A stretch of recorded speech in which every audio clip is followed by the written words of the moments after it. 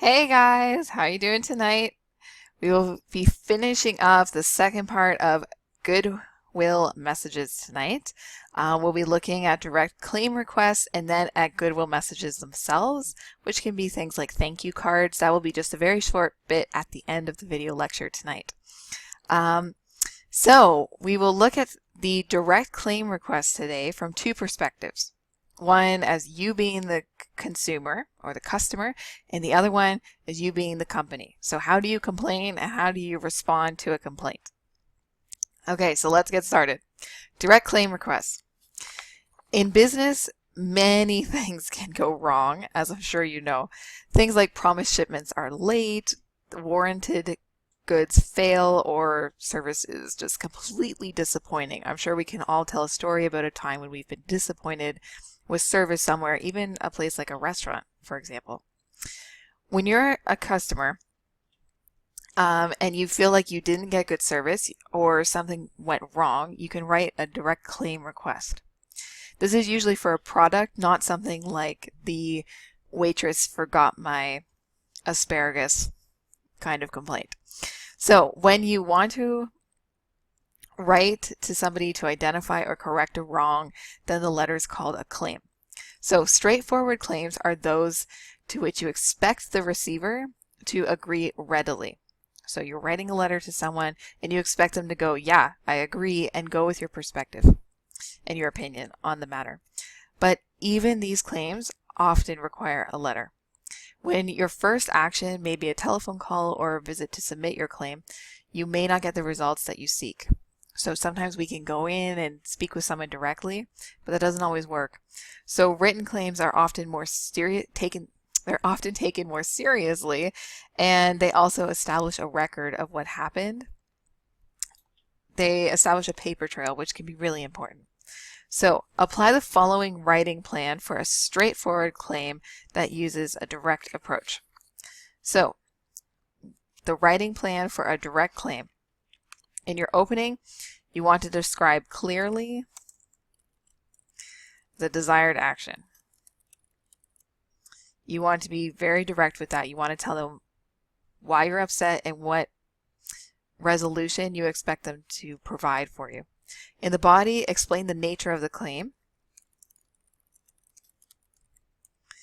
and tell them why your claim is justified.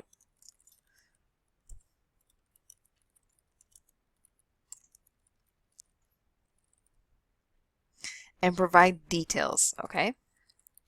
Just like the body of an essay, you would be providing details in the body of your direct claim request. And in the closing, you need to end courteously with a goodwill statement that summarizes your action request.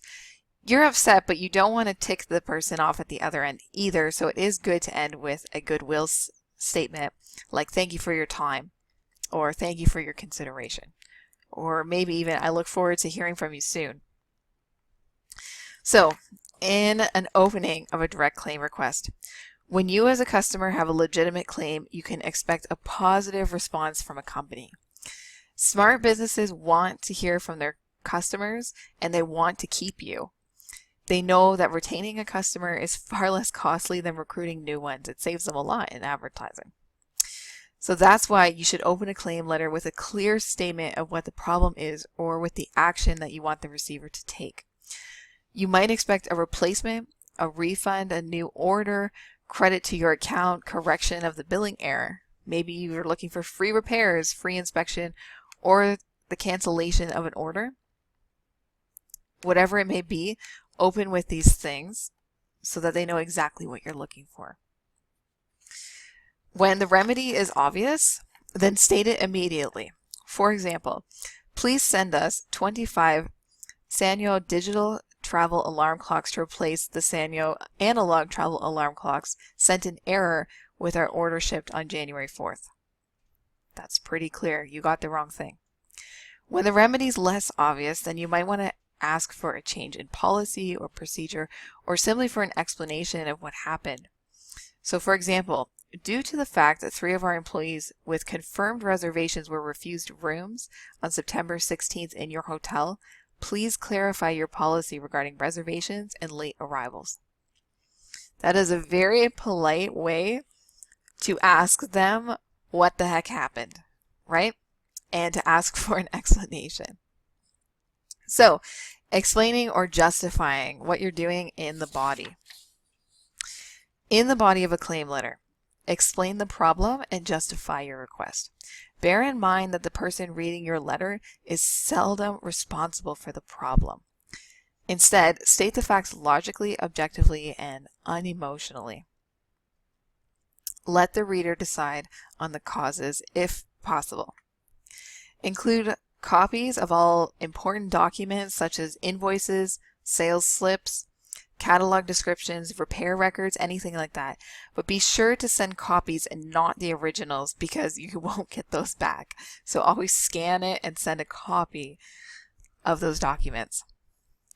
When service is involved, cite the names of the individuals that you spoke with or had contact with and the dates. Those are also important things to include. Assume that the company honestly wants to satisfy its customers because most of them do. Give them the benefit of the doubt even if they've done something wrong. When an alternative remedy exists, then spell it out for them. It's okay to be, hello, this is what you should have done. So, for example, if you are unable to send 25 Sanyo digital travel alarm clocks immediately, please credit our account now and notify us when they become available. That's pretty good. You're providing a solution to the problem. And in your conclusion, you can end a claim letter with a courteous statement that promotes goodwill and summarizes your action request. Because as we've talked about before with action requests, you're wanting them to do something for you, right? Even if they made a mistake and you feel that they owe you, the company might not feel that way. And they might have to look into why this mistake happened. So it's good to end on a positive note. If appropriate, then include an end date. For example, we realize that mistakes in ordering and shipping sometimes occur. Because we've enjoyed your prompt service in the past, we hope that you will be able to send us the Sanyo digital travel alarm clocks by January 15th. That lets the company know that you're serious about remaining a customer, but you're also serious about getting your product, so you don't want them to mess around. And finally, in making claims, act promptly. Delaying claims will make them seem less important. Delayed claims are also more difficult to verify later on. So if a problem happens or occurs, deal with it right away. By taking the time to put your claim in writing, you indicate your seriousness about it. A written claim starts a record of the problem should you need it later. And be sure that you keep a copy of your letter. Don't just type it, print it, mail it off, and not keep an electronic copy or a paper copy for yourself as well. Okay, here is an example of a direct claim letter. So let's see if we can zoom in and get a better look. Okay, so as usual, we have the company's, let's use my mouse here. We have the company's address and title of the person that you want to talk with. Here they've included their own personal business information. And then they have, Dear Mr. Lee, please credit my Visa account to correct an erroneous charge of $299. On August 1st, I purchased a Panatronic DVR from Good Vibes Incorporated. Although the salesperson discussed a 3-year extended warranty with me, I decided against purchasing that service for $299. However, when my credit card statement arrived this month, I noticed an extra $299 charge from Good Vibes Incorporated. So they're expressing what happened, explaining that when they went to the store, the person offered it to them, but they said no thank you, and then they were charged for it. So their call to action is, please authorize a credit immediately and send a copy of the transaction to me at the above address. I am enjoying all of the features of my Panatronic DVR and would like to be shopping at Good Vibes for my MP3 player shortly. You can tell these are a little bit older. But the point is the customer is saying they want to keep coming. So help them out. All right.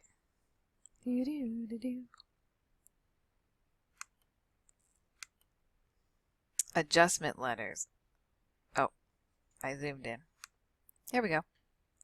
Okay, adjustment letters. So even the best run companies occasionally receive a claim or a complaint from their customers or their consumers. When a company receives a claim and decides to respond favorably, then the letter is called an adjustment letter. Most businesses make adjustments promptly. They replace the merchandise, they refund your money, they extend a discount, they send coupons, or they repair the goods. Businesses make favorable adjustments to legitimate claims for two reasons. The first one is that consumers are protected by contractual and tort law for recovery of damages. If, for example, you find an insect in a package of frozen peas, the food processor of that package is bound by contractual law to replace it. So if you find a frozen fly in your peas, you can take a picture or take a video and send it off and get a new bag of frozen peas. If you suffer injury, the processor may be liable for the damages. If you got an injury and you can't go to work or whatever might have happened. Second, and more obviously, most organizations genuinely want to satisfy their customers and retain their business. So to compete globally and bump up local markets, most businesses recognize the value of retaining their current customers. A survey of financial services companies revealed that the average cost to retain a customer is $57. But to recruit new customers can cost $279. And one way to retain a customer is to listen to what they have to say, even when it's a complaint. So for many reasons, including the ones that we've just talked about, businesses are eager to respond to customer claims and retain the customer. Now, when you're responding to a claim, so if you're the business and you're responding to the customer who has an issue, then you have three goals. You want to rectify the wrong or fix the problem if one exists. Sometimes people just complain to complain. But if there is a legitimate claim here, then you want to fix it. You also want to regain the confidence of the customer. And you want to promote future business and goodwill.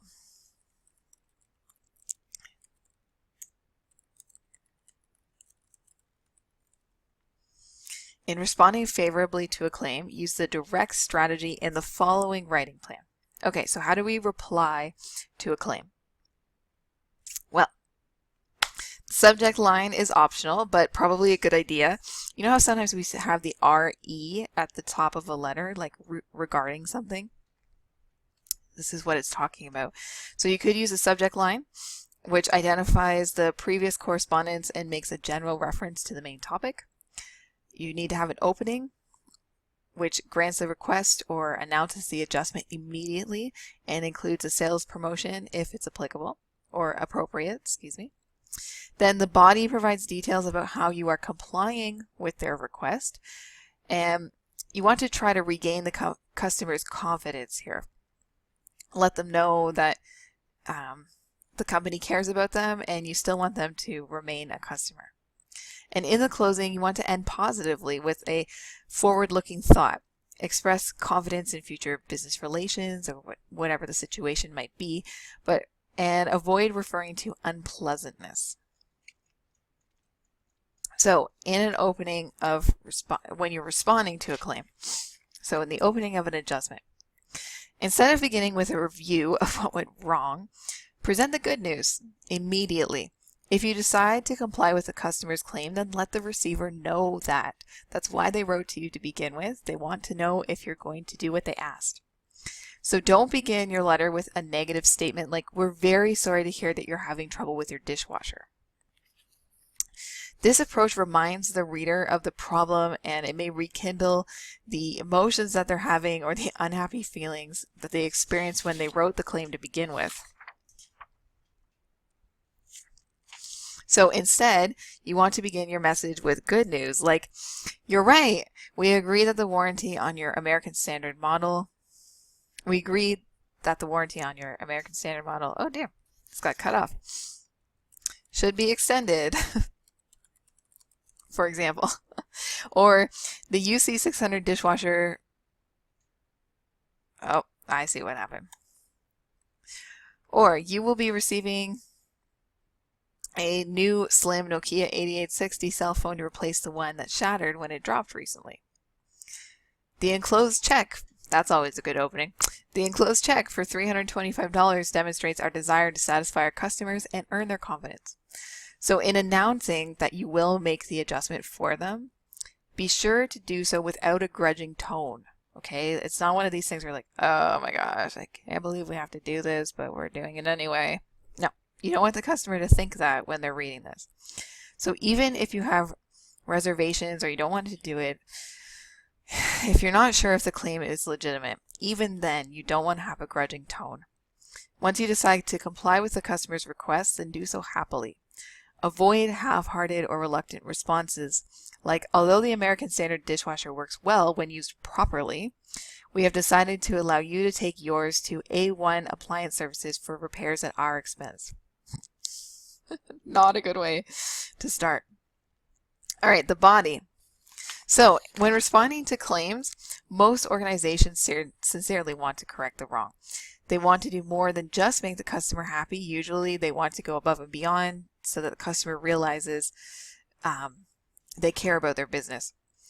So in the body of the letter, explain how you are complying with their claim. In all but the most routine claims, you should also seek to regain the confidence of this person.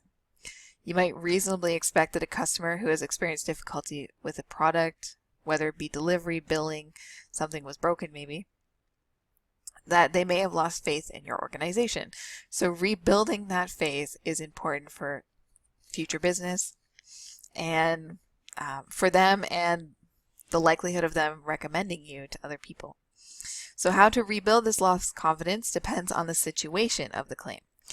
If procedures need to be revised, then explain what changes will be made. If a product has defective parts, then tell them how the product's being improved or how you can fix it or repair it. If a service was faulty, then describe genuine efforts to improve this. Sometimes the problem is not with the product, but with the way that it's being used. In some instances, customers might misunderstand a warranty or inadvertently cause delivery and billing mix-ups by supplying incorrect information. Remember that rational and sincere explanations will do much to regain the confidence of unhappy customers. So even if it's their mistake, sometimes as a company, you still need to go, okay, we'll work with you. So in your explanation, avoid emphasizing negative words such as trouble, regret, misunderstanding, fault, defective, error, inconvenience, and unfortunately. Keep your message positive and upbeat if possible. All right. Whether to apologize is a debatable issue. So studies of adjustment letters received by customers show that a majority do contain apologies either in the opening or the closing of these letters. Attorneys generally discourage apologies because they fear that they admit responsibility and they will trigger a lawsuit. But an analysis of case outcomes indicates that both judges and the juries tend to look on apologies favorably. Some business writing experts advised against apologies as well, contending that they are counterproductive and merely remind the customer of the unpleasantness related to their claim. If, however, it seems natural to you to apologize, then go ahead and do so. In our Canadian society, you may find that your claim or adjustment letters, when people write back to you, maybe they do contain an apology. That would be an interesting thing to keep track of or ask people. People like to hear apologies. That's a good reason to include it for sure.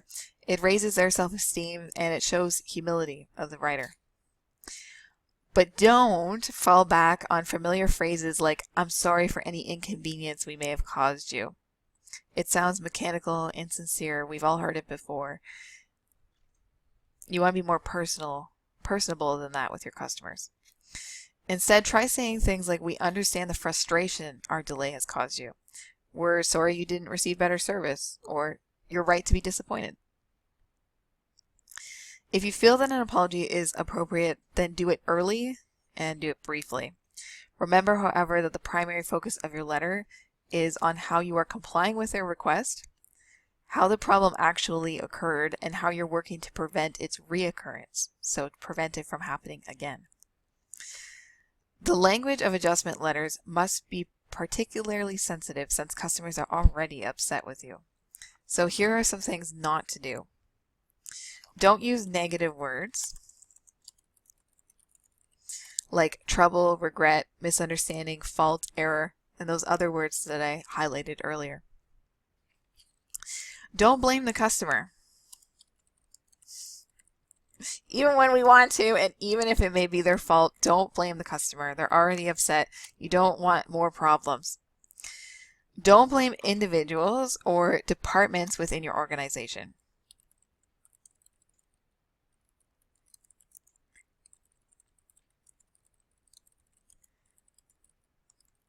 It's unprofessional. Don't do it.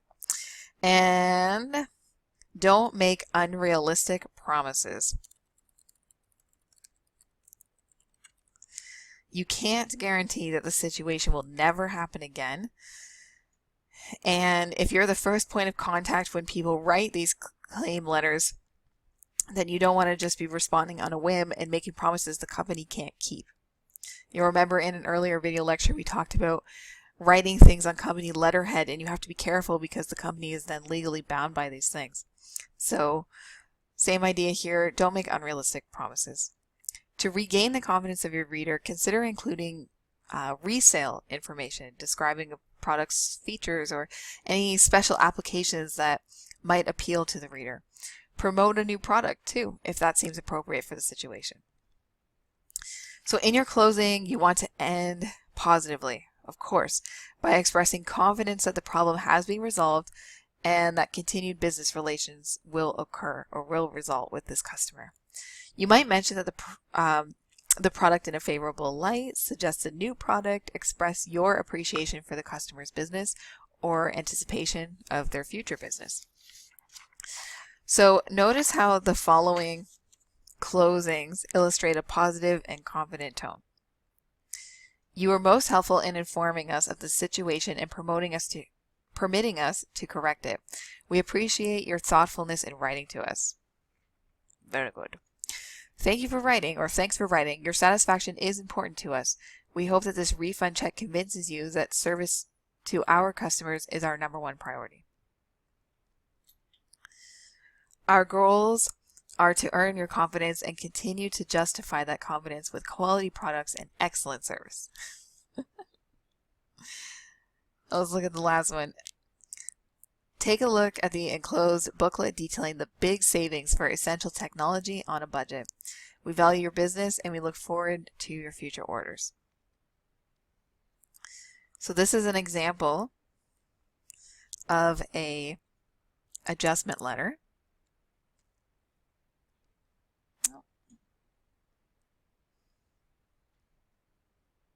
So this person decided to include not only who it was to, but also a subject line or what it was regarding. So the subject line is your February 14th letter about your purchase order. So in the beginning, they say you should receive by February 26th a second shipment of the speakers, DVDs, headphones, and other electronic equipment that you ordered. Great. They come right out of the beginning and say exactly what the company's going to do to resolve this issue. That's what people want to hear. They want to know right away what you're doing to help them. The first shipment of this order was delivered January 28th to 3690 University Avenue with the address. When no one at that address would accept the shipment, it was returned to us. Now that I have your letter, I see that the order should have been sent to 2293 2nd Avenue. When an order is undeliverable, we usually try to verify the shipping address by telephoning the customer. Somehow the return of this shipment was not caught by our normally painstaking painstaking shipping clerks. You can be sure that I will investigate shipping and return procedures with our clerks immediately to see whether we can improve the existing methods. Not bad. It tells the customer what happened. It may be restating exactly what the customer said in their claim letter, and it's not degrading the customer. It's saying this is what happened. We tried to take these steps to solve it before, but it didn't work, and we're doing something else now. Right? And in the closing, he says, your request is important to us. Although our rock bottom discount prices have enabled us to build a volume business, we don't want it to be so large that we lose touch with our valued customers like yourself. Pretty good. They're trying to make it personal, right? And show the customer that they care. Okay. The last section of the video lectures are Goodwill messages. So, finding the right words to express thank you or recognition to someone, sympathy, and feelings in general can be very challenging for some writers and maybe even scary. It's usually harder for people to write a Goodwill message than a standard business document. Remember, though, that personal sentiments are always more expressive and more meaningful to the readers than printed cards or even an oral message. Taking the time to write gives more importance to your message, and it truly touches the reader. If you would like to express thanks or sympathy or other feelings or condolences, make sure that you do it promptly. These messages are always easier to write when the thoughts are fresh and you're in the mood, you have that feeling, you're ready to go. And also being prompt shows your recipient that you care and you considered that event important. So the kinds of Goodwill messages. As we have said, you can send Goodwill messages to express thanks, congratulations, to praise someone for something, all kinds of things, a graduation, a new job, anything. So instead of writing out a plan for each one of them, like how to write a thank you note, you can use this, the 5 S's, to help you with your Goodwill messages. So 5 things to think about while you're writing. Selfless. Be sure to focus the message on the receiver, not you. Don't talk about yourself. Avoid comments like, oh, I remember when, blah, blah, blah. Now, I will say this should have an asterisk beside it because for some occasions it might be appropriate. Like if it's a graduation and you're saying, oh, I remember when you first started school, or I remember this, that's when it might be appropriate, but usually no. Be specific. Personalize the message by mentioning specific incidents or characteristics of that person. So like telling a colleague, great speech, is much less effective than saying great story about McDonald's marketing in Moscow. It shows that you paid attention and you really did care about what they said. Be sincere. Let your words show genuine feelings. Rehearse in your mind maybe how you would like to express this message before you write it down, and then transform that conversational language into your written message. Avoid being pretentious, and you don't want to be too flowery, but you do want them to understand that you're excited or you really care about them. So for example, it gives me great pleasure to extend felicitations or congratulations on the occasion of your firm's 20th anniversary. Be spontaneous. I think this is my favorite one of the 5 S's. Keep the message fresh and enthusiastic. Avoid canned phrases like congratulations on your promotion or good luck with your future. And strive to be direct and natural. Spontaneous to me can also mean surprise the person, right? You don't always have to do it when there's an occasion to do it. Like thank you notes can be given usually at any time.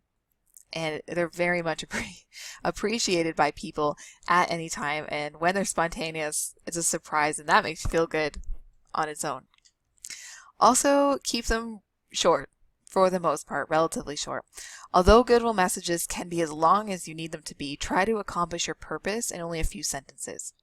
Now, if you know the person really well and you want to write a thank you note for whatever it may be, then yes, maybe filling a card is appropriate, but you're not writing full-length essays here to say thank you to people or congratulate them on something. Expressing thanks. So when someone does a favor for you, or when an action merits praise, you should extend your appreciation by saying thank you. Letters of appreciation can be written to customers for their orders, or hosts for their hospitality, individuals for their kindness, or to customers who complain sometimes. Think of it this way. Complainers are providing you free consulting reports from the field. Because the receiver will be happy to hear from you, you can open directly with the purpose of your message.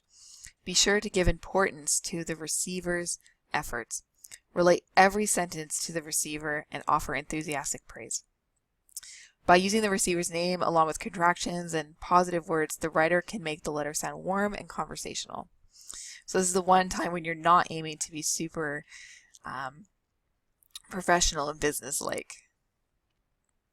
So how would you express thanks for a gift or for having you over for supper? What would you say to someone who did you a favor?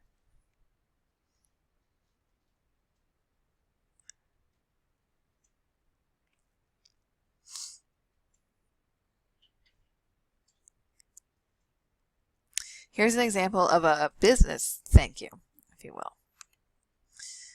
So, dear Mr. Rees, you have our sincere gratitude for providing the Manhattan chapter of the IM with one of the best presentations our group has ever heard. Fabulous opening. Your description of the battle Toys R Us waged to begin marketing products in Japan was a genuine eye-opener for many of us. 9 years of preparation, establishing connections, and securing permissions seems an eternity, but obviously such persistence and patience pays off. That's great. They're giving really specific examples of what the person talked about or what was said during a meeting. Really good idea. In addition to your good advice, we particularly enjoyed your sense of humor and jokes, as you must have recognized from the uproarious laughter. What a great routine you do on faulty translations. We are grateful, Mr. Rees, for the entertaining and instructive evening you provided our marketing professionals. Thank you. So it's good to include specific examples of what happened so that the person knows that you're paying attention and what they did matters to you. All right, so that's the end of the video lectures for now. Thank you for listening, and I will see you next time.